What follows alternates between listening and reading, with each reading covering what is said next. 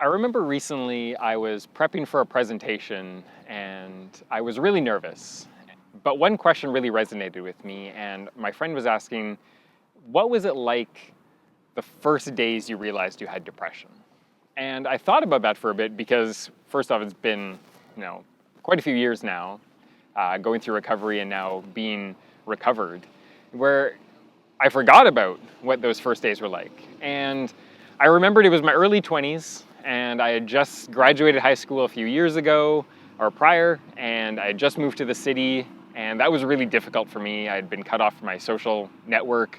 I just didn't know who to talk to, and as an early adult, I didn't know how to make new friends in a new city. You know, everybody had friends from high school, was sort of the situation. And at the same time, compounding on top of an everyday normal life challenge that you'll run into of moving to a new city, I had this lingering past of going through abuse. And that was building up inside to the point that it got to the point I couldn't handle it anymore, really. I started to isolate.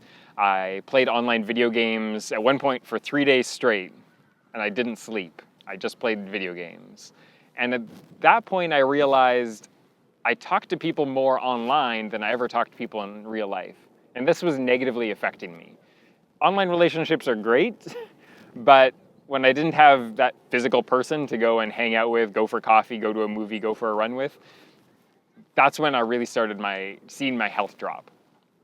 And it was at that point when I wanted to find out what was going on because I didn't understand. I didn't know what depression even was at that point, that term.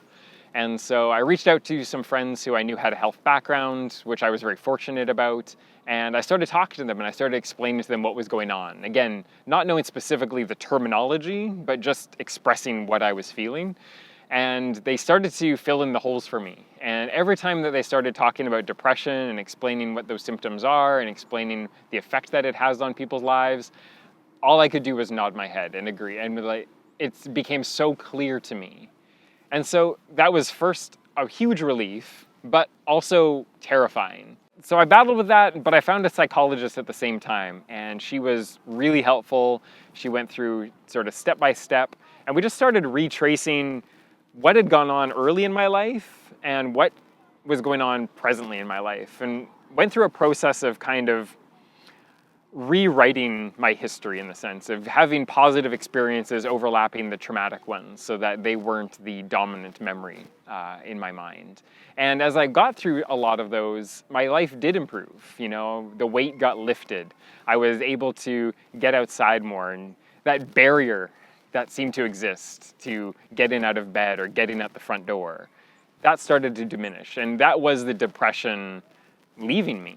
And at that point, I realized in reflection that as much as early on I was asking the whys and why me and why did my past happen and those past-based questions and that rumination of my problem, and realizing that the real question that I needed to ask, the real accountability that I needed to take was, what do I want my future to be?